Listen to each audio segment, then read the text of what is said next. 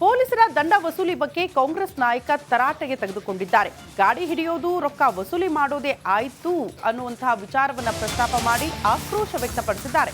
ಧಾರವಾಡ ಪೊಲೀಸರಿಗೆ ಹೀಗಂತ ಶಾಸಕ ವಿನಯ್ ಕುಲಕರ್ಣಿ ತರಾಟೆಗೆ ತೆಗೆದುಕೊಂಡಿದ್ದಾರೆ. ಜಿಲ್ಲೆಯ ಹೊರವಲಯದಲ್ಲಿ ಅಧಿಕಾರಿಗಳು ಸಭೆ ಕರೆದಿದ್ರಂತೆ. ಆದರೆ ಅಧಿಕಾರಿಗಳ ಸಭೆಯನ್ನ ವಿನಯ್ ಕುಲಕರ್ಣಿ ಅವರು ಕರೆದಿದ್ರು. ಈ ವೇಳೆ ಹಾಜರಿದ್ದ ಧಾರವಾಡ ನಗರ ಪೊಲೀಸ್ ಅಧಿಕಾರಿಗಳು ಸಭೆಯಿಂದ ಹೊರಬಂದ ಬಳಿಕ ಪೊಲೀಸ್ ಅಧಿಕಾರಿಗಳಿಗೆ ಕ್ಲಾಸ್ ತೆಗೆದುಕೊಂಡಿದ್ದಾರಂತೆ. ಜನರ ಹತ್ರ ದುಡ್ಡು ವಸೂಲಿ ಮಾಡೋದೇ ನಿಮ್ಮ ಕೆಲಸ ಆಗ್ಬಿಟ್ಟಿದೆ, ಅದನ್ನ ಬಿಟ್ಟು ಸರಿಯಾಗಿ ಕೆಲಸ ಮಾಡಿ ಅನ್ನೋ ನಿಟ್ಟಿನಲ್ಲಿ ತರಾಟೆಗೆ ತೆಗೆದುಕೊಂಡಿದ್ದಾರೆ ವಿನಯ್ ಕುಲಕರ್ಣಿ ಅನ್ನೋದ್ರ ಡೀಟೇಲ್ಸ್ ಸಿಗ್ತಾ ಇದೆ. ರೋಡ್ ನಿಂತು ಲೂಟಿ ಮಾಡಿದಂಗ ಪರಿಸ್ಥಿತಿ ಅದ. ಯಾಕಂದ್ರೆ ಪಾಪ ಸಂಸದ ಪಾಪ ರೂಪಾಯಿ ಬಿಡ್ತಾವ, ದಿನ 1,000 ರೂಪಾಯಿ ದುಡ್ದು ದೊಡ್ಡದು ಅವು 5,000 10,000 ಪೆನಲ್ಟಿ ಹಾಕ್ತೀವಿ. ಎಲ್ಲಿಂದ 12,000 ಪೆನಲ್ಟಿ ಒಂದು ಆಟೋ ಡ್ರೈವರ್ಗೆ ಈ ನಮ್ಮ ಹೆಂಗ್ ಸಾಕೈತಿ ನೋಡ. ಡಾಕ್ಯುಮೆಂಟ್ ಚೆಕ್ ಮಾಡ್ರಿ, ಡ್ರಿಂಕ್ ಆ್ಯಂಡ್ ಡ್ರೈವ್ ಹೋಗ್ರಿ, ನಾವು ಅದಕ್ಕೆ ಅಬ್ಜೆಕ್ಷನ್ ಮಾಡಂಗಿಲ್ಲ. ಸ್ಟೇಷನ್ ಹೋಗೋದು ಎಲ್ಲ ಸ್ಟೇಷನ್ ಅಷ್ಟರು ಬೇರೆ ಉದ್ಯೋಗಿಲ್ಲ ಎಲ್ಲರಿಗೂ ಪೊಲೀಸರಿಗೆ ಗಾಡಿ ಹಿಡಿದು ರೊಕ್ಕ ವಸೂಲಿ ಮಾಡೋದು. ರೋಡ್ ನಿಂತು ಲೂಟಿ ಮಾಡಿದಂಗ ಪರಿಸ್ಥಿತಿ ಅದ. ಯಾಕಂದ್ರೆ ಪಾಪ ಸಂಸದ ಪಾಪ ರೂಪಾಯಿ ಬಿಡ್ತಾವ, ದಿನ 1,000 ರೂಪಾಯಿ ದುಡ್ದು ದೊಡ್ಡದು ಅವು 5,000 10,000 ಪೆನಲ್ಟಿ ಹಾಕ್ತೀವಿ.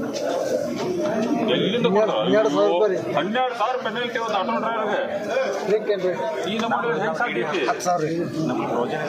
ನೋಡ. ಡಾಕ್ಯುಮೆಂಟ್ ಚೆಕ್ ಮಾಡ್ರಿ, ಡ್ರಿಂಕ್ ಆ್ಯಂಡ್ ಡ್ರೈವ್ ಹೋಗ್ರಿ. ಪೊಲೀಸರ ದಂಡ ವಸೂಲಿ ಬಗ್ಗೆ ಕಾಂಗ್ರೆಸ್ ನಾಯಕ ತರಾಟೆಗೆ ತೆಗೆದುಕೊಂಡಿದ್ದಾರೆ. ಗಾಡಿ ಹಿಡಿಯೋದು ರೊಕ್ಕ ವಸೂಲಿ ಮಾಡೋದೇ ಆಯ್ತು ಅನ್ನುವಂತಹ ವಿಚಾರವನ್ನ ಪ್ರಸ್ತಾಪ ಮಾಡಿ ಆಕ್ರೋಶ ವ್ಯಕ್ತಪಡಿಸಿದ್ದಾರೆ. ಧಾರವಾಡ ಪೊಲೀಸರಿಗೆ ಹೀಗಂತ ಶಾಸಕ ವಿನಯ್ ಕುಲಕರ್ಣಿ ತರಾಟೆಗೆ ತೆಗೆದುಕೊಂಡಿದ್ದಾರೆ. ಜಿಲ್ಲೆಯ ಹೊರವಲಯದಲ್ಲಿ ಅಧಿಕಾರಿಗಳು ಸಭೆ ಕರೆದಿದ್ರಂತೆ. ಆದರೆ ಅಧಿಕಾರಿಗಳ ಸಭೆಯನ್ನ ವಿನಯ್ ಕುಲಕರ್ಣಿ ಅವರು ಕರೆದಿದ್ರು. ಈ ವೇಳೆ ಹಾಜರಿದ್ದ ಧಾರವಾಡ ನಗರ ಪೊಲೀಸ್ ಅಧಿಕಾರಿಗಳು ಸಭೆಯಿಂದ ಹೊರಬಂದ ಬಳಿಕ ಪೊಲೀಸ್ ಅಧಿಕಾರಿಗಳಿಗೆ ಕ್ಲಾಸ್ ತೆಗೆದುಕೊಂಡಿದ್ದಾರಂತೆ. ಜನರ ಹತ್ರ ದುಡ್ಡು ವಸೂಲಿ ಮಾಡೋದೇ ನಿಮ್ಮ ಕೆಲಸ ಆಗ್ಬಿಟ್ಟಿದೆ, ಅದನ್ನ ಬಿಟ್ಟು ಸರಿಯಾಗಿ ಕೆಲಸ ಮಾಡಿ ಅನ್ನೋ ನಿಟ್ಟಿನಲ್ಲಿ ತರಾಟೆಗೆ ತೆಗೆದುಕೊಂಡಿದ್ದಾರೆ ವಿನಯ್ ಕುಲಕರ್ಣಿ ಅನ್ನೋದ್ರ ಡೀಟೇಲ್ಸ್ ಸಿಗ್ತಾ ಇದೆ. ರೋಡ್ ನಿಂತು ಲೂಟಿ ಮಾಡಿದಂಗ ಪರಿಸ್ಥಿತಿ ಅದ. ಯಾಕಂದ್ರೆ ಪಾಪ ಸಂಸದ ಪಾಪ ರೂಪಾಯಿ ಬಿಡ್ತಾವ, ದಿನ 1,000 ರೂಪಾಯಿ ದುಡ್ದು ದೊಡ್ಡದು ಅವು 5,000 10,000 ಪೆನಲ್ಟಿ ಹಾಕ್ತೀವಿ. ಎಲ್ಲಿಂದ 12,000 ಪೆನಲ್ಟಿ ಒಂದು ಆಟೋ ಡ್ರೈವರ್ಗೆ ಈ ನಮ್ಮ ಹೆಂಗ್ ಸಾಕೈತಿ ನೋಡ. ಡಾಕ್ಯುಮೆಂಟ್ ಚೆಕ್ ಮಾಡ್ರಿ, ಡ್ರಿಂಕ್ ಆ್ಯಂಡ್ ಡ್ರೈವ್ ಹೋಗ್ರಿ, ನಾವು ಅದಕ್ಕೆ ಅಬ್ಜೆಕ್ಷನ್ ಮಾಡಂಗಿಲ್ಲ. ಸ್ಟೇಷನ್ ಹೋಗೋದು ಎಲ್ಲ ಸ್ಟೇಷನ್ ಅಷ್ಟರು ಬೇರೆ ಉದ್ಯೋಗಿಲ್ಲ ಎಲ್ಲರಿಗೂ ಪೊಲೀಸರಿಗೆ ಗಾಡಿ ಹಿಡಿದು ರೊಕ್ಕ ವಸೂಲಿ ಮಾಡೋದು. ರೋಡ್ ನಿಂತು ಲೂಟಿ ಮಾಡಿದಂಗ ಪರಿಸ್ಥಿತಿ ಅದ. ಯಾಕಂದ್ರೆ ಪಾಪ ಸಂಸದ ಪಾಪ ರೂಪಾಯಿ ಬಿಡ್ತಾವ, ದಿನ 1,000 ರೂಪಾಯಿ ದುಡ್ದು ದೊಡ್ಡದು ಅವು 5,000 10,000 ಪೆನಲ್ಟಿ ಹಾಕ್ತೀವಿ. ಎಲ್ಲಿಂದ 12,000 ಪೆನಲ್ಟಿ ಒಂದು ಆಟೋ ಡ್ರೈವರ್ಗೆ ಈ ನಮ್ಮ ಹೆಂಗ್ ಸಾಕೈತಿ ನೋಡ. ಡಾಕ್ಯುಮೆಂಟ್ ಚೆಕ್ ಮಾಡ್ರಿ, ಡ್ರಿಂಕ್ ಆ್ಯಂಡ್ ಡ್ರೈವ್ ಹೋಗ್ರಿ. ಪೊಲೀಸರ ದಂಡ ವಸೂಲಿ ಬಗ್ಗೆ ಕಾಂಗ್ರೆಸ್ ನಾಯಕ ತರಾಟೆಗೆ ತೆಗೆದುಕೊಂಡಿದ್ದಾರೆ. ಗಾಡಿ ಹಿಡಿಯೋದು ರೊಕ್ಕ ವಸೂಲಿ ಮಾಡೋದೇ ಆಯ್ತು ಅನ್ನುವಂತಹ ವಿಚಾರವನ್ನ ಪ್ರಸ್ತಾಪ ಮಾಡಿ ಆಕ್ರೋಶ ವ್ಯಕ್ತಪಡಿಸಿದ್ದಾರೆ. ಧಾರವಾಡ ಪೊಲೀಸರಿಗೆ ಹೀಗಂತ ಶಾಸಕ ವಿನಯ್ ಕುಲಕರ್ಣಿ ತರಾಟೆಗೆ ತೆಗೆದುಕೊಂಡಿದ್ದಾರೆ. ಜಿಲ್ಲೆಯ ಹೊರವಲಯದಲ್ಲಿ ಅಧಿಕಾರಿಗಳು ಸಭೆ ಕರೆದಿದ್ರಂತೆ. ಆದರೆ ಅಧಿಕಾರಿಗಳ ಸಭೆಯನ್ನ ವಿನಯ್ ಕುಲಕರ್ಣಿ ಅವರು ಕರೆದಿದ್ರು. ಈ ವೇಳೆ ಹಾಜರಿದ್ದ ಧಾರವಾಡ ನಗರ ಪೊಲೀಸ್ ಅಧಿಕಾರಿಗಳು ಸಭೆಯಿಂದ ಹೊರಬಂದ ಬಳಿಕ ಪೊಲೀಸ್ ಅಧಿಕಾರಿಗಳಿಗೆ ಕ್ಲಾಸ್ ತೆಗೆದುಕೊಂಡಿದ್ದಾರಂತೆ. ಜನರ ಹತ್ರ ದುಡ್ಡು ವಸೂಲಿ ಮಾಡೋದೇ ನಿಮ್ಮ ಕೆಲಸ ಆಗ್ಬಿಟ್ಟಿದೆ, ಅದನ್ನ ಬಿಟ್ಟು ಸರಿಯಾಗಿ ಕೆಲಸ ಮಾಡಿ ಅನ್ನೋ ನಿಟ್ಟಿನಲ್ಲಿ ತರಾಟೆಗೆ ತೆಗೆದುಕೊಂಡಿದ್ದಾರೆ ವಿನಯ್ ಕುಲಕರ್ಣಿ ಅನ್ನೋದ್ರ ಡೀಟೇಲ್ಸ್ ಸಿಗ್ತಾ ಇದೆ. ರೋಡ್ ನಿಂತು ಲೂಟಿ ಮಾಡಿದಂಗ ಪರಿಸ್ಥಿತಿ ಅದ. ಯಾಕಂದ್ರೆ ಪಾಪ ಸಂಸದ ಪಾಪ ರೂಪಾಯಿ ಬಿಡ್ತಾವ, ದಿನ 1,000 ರೂಪಾಯಿ ದುಡ್ದು ದೊಡ್ಡದು ಅವು 5,000 10,000 ಪೆನಲ್ಟಿ ಹಾಕ್ತೀವಿ. ಎಲ್ಲಿಂದ 12,000 ಪೆನಲ್ಟಿ ಒಂದು ಆಟೋ ಡ್ರೈವರ್ಗೆ ಈ ನಮ್ಮ ಹೆಂಗ್ ಸಾಕೈತಿ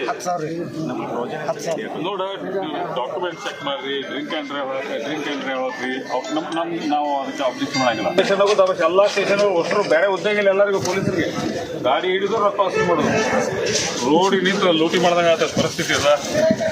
ಯಾಕಂದ್ರೆ ಪಾಪ ಸಂಸದ ಪಾಪ ರೂಪಾಯಿ ಬಿಡ್ತಾವ, ದಿನ 1,000 ರೂಪಾಯಿ ದುಡ್ದು ದೊಡ್ಡದು ಅವು 5,000 10,000 ಪೆನಲ್ಟಿ ಹಾಕ್ತೀವಿ. ಎಲ್ಲಿಂದ 12,000 ಪೆನಲ್ಟಿ ಒಂದು ಆಟೋ ಡ್ರೈವರ್ಗೆ ಈ ನಮ್ಮ ಹೆಂಗ್ ಸಾಕೈತಿ ನೋಡ. ಡಾಕ್ಯುಮೆಂಟ್ ಚೆಕ್ ಮಾಡ್ರಿ, ಡ್ರಿಂಕ್ ಆ್ಯಂಡ್ ಡ್ರೈವ್ ಹೋಗ್ರಿ. ಬಳಿಕ ಹಿರಿಯ ಚುನಾವಣಾ ಆಯುಕ್ತರಾಗಿ ಜ್ಞಾನೇಶ್ ಕುಮಾರ್ ಈಗ ಅಧಿಕಾರ ಸ್ವೀಕರಿಸಿದ್ದಾರೆ. ರಾಜೀವ್ ಕುಮಾರ್ 65 ವರ್ಷ ತುಂಬಿದ ಬಳಿಕ ಅಂದ್ರೆ ಮಂಗಳವಾರ ಅಧಿಕಾರದಿಂದ ನಿವೃತ್ತರಾಗಿದೆ. ಈಗ ಅದೇ ಜಾಗಕ್ಕೆ ಅದೇ ಸ್ಥಾನಕ್ಕೆ ಕೇಂದ್ರ ಚುನಾವಣಾ ಆಯುಕ್ತರಾಗಿ ಜ್ಞಾನೇಶ್ ಕುಮಾರ್ ಆಯ್ಕೆಗೊಂಡಿದ್ದಾರೆ. ನಿನ್ನೆ ಅಧಿಕೃತವಾಗಿ ಸಭೆ ಆಯಿತು. ಸಭೆಯ ಬಳಿಕ ಅಧಿಕೃತವಾಗಿ ಘೋಷಣೆ ಕೂಡ ಮಾಡಲಾಗಿದೆ.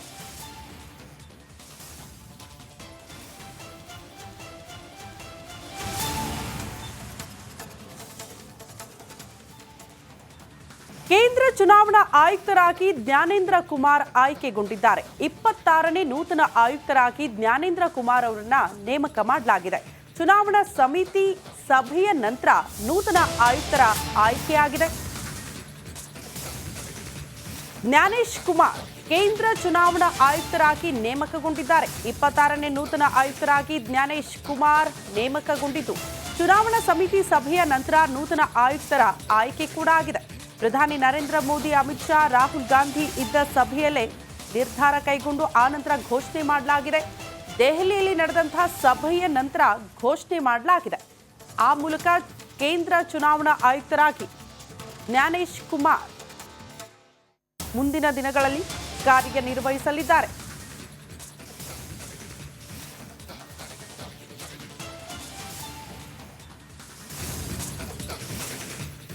ಚುನಾವಣೆಯ ವಿಚಾರಕ್ಕೆ ಸಂಬಂಧಪಟ್ಟಂತೆ ಪ್ರತಿ ಬಾರಿ ನಾವು ಗಮನಿಸ್ತೀವಲ್ಲ, ಚುನಾವಣಾ ಆಯೋಗ ಈಗ ಘೋಷಣೆ ಮಾಡುತ್ತೆ ಅಂತ. ಬಟ್ ಅದಕ್ಕೆ ಯಾರು ಆಯುಕ್ತರಿರ್ಬೇಕಲ್ಲ. 26ನೇ ನೂತನ ಆಯುಕ್ತರಾಗಿ ಜ್ಞಾನೇಶ್ ಕುಮಾರ್ ಈಗ ನೇಮಕಗೊಂಡಿದ್ದಾರೆ. ನಿನ್ನೆ ದೆಹಲಿಯಲ್ಲಿ ಇದೇ ವಿಚಾರಕ್ಕೆ ಸಂಬಂಧಪಟ್ಟಂತೆ ಹೈ ವೋಲ್ಟೇಜ್ ಸಭೆ ಆಗಿದ್ದು. ಒಂದೇ ಪಕ್ಷಕ್ಕೆ ಇದು ಸೀಮಿತ ಆಗೋದಿಲ್ಲ. ಬದಲಾಗಿ ರಾಹುಲ್ ಗಾಂಧಿ ಅವರು ಭಾಗಿಯಾಗಿದ್ರು, ಪ್ರಧಾನಿ ನರೇಂದ್ರ ಮೋದಿ ಅವರು ಭಾಗಿಯಾಗಿದ್ರು, ಅಮಿತ್ ಶಾ ಅವರು ಭಾಗಿಯಾದಂತಹ ಸಭೆಯಲ್ಲೇ ಯಾರನ್ನ ನೇಮಕ ಮಾಡಬೇಕು ಅಂತ ಚರ್ಚೆ ಮಾಡಿ ತೀರ್ಮಾನ ಕೈಗೊಂಡು ಸಭೆಯ ಬಳಿಕ ಅದನ್ನ ಘೋಷಣೆ ಕೂಡ ಮಾಡಿದ್ರು.